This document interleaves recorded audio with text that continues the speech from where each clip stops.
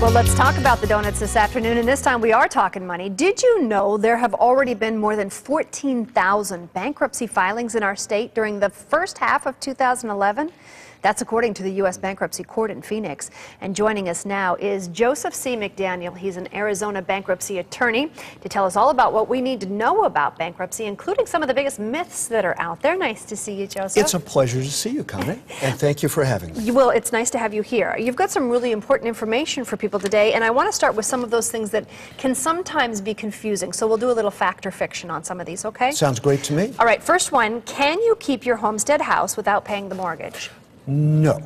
Your homestead will protect you from certain sorts of creditors, or more specifically, it will protect up to $150,000 worth of equity in your homestead from unsecured creditors or judgment creditors, but it won't protect you from consensual creditors like a mortgage. So if you want to keep the house, you certainly want to consider paying your mortgages. Keep that mortgage payment up. Is it true that it's really easy to file for bankruptcy? Oh my golly, it is certainly not. Not after the 2005 amendments. Even before then, it was a somewhat difficult process because it required listing all of the assets, all of the debts, and all of the major transactions in the last couple of years. On the other hand, after 2005, and this is probably more complex than we can go into today, but after 2005, a debtor needed to pass under the limbo bar, that is, the means test, which makes it difficult for some people to file a Chapter 7 bankruptcy. Okay, so there are a lot of hoops that you've got to go through now to be able to prove that you can basically file for bankruptcy. It is fair to say that there is an obstacle course that must be negotiated. You're very diplomatic. All right, is it a good idea to exhaust your retirement funds before you talk to a bankruptcy lawyer? Oh my golly, no. If there is one thing that makes me more sad than other things when people drop in to say howdy, it's when they tell me, well, we've been spending our, 401k and our IRA, making minimum payments on our credit cards, hoping things would get better. And all that money is gone now. Absolutely, we got zero in there to buy, food. So we figured it was time to file a bankruptcy. Now, that's a bad idea. Yeah, why?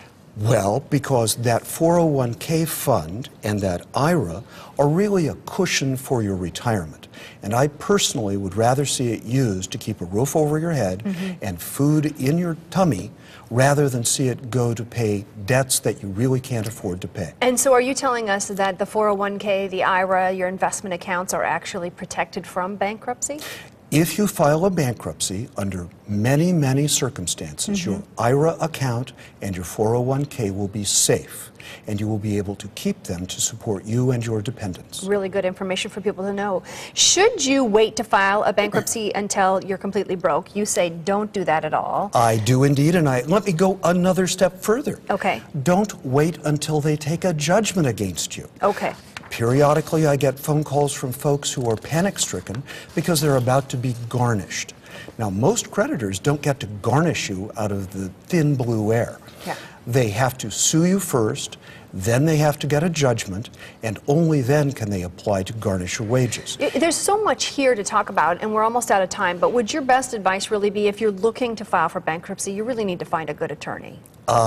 Yes. Yeah. That's the shortest answer you had, Joseph. And it makes the most sense. Thanks so much for being with us. Thank you very much, Connie. It was a pleasure. We want to put up Joseph McDaniel's information in case you're interested. He is an Arizona bankruptcy attorney, and he's right there at 24th Parkway, Suite 112 in Phoenix, and his website is josephmcdaniel.com. For more information, you can also go to our website, abc15.com, and click on the Lifestyle tab. Daphne?